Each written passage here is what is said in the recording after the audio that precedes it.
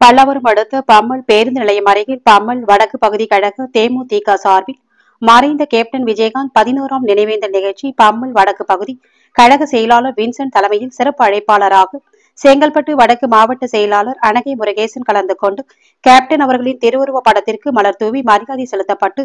சுமார் 1000க்கும் மேற்பட்டோருக்கு அன்னதானம் வழங்கப்பட்டது.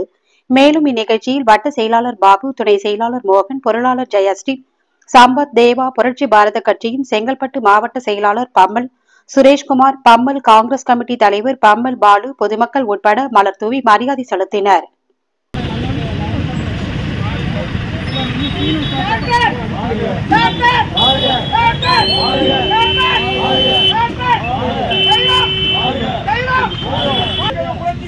வாழ்க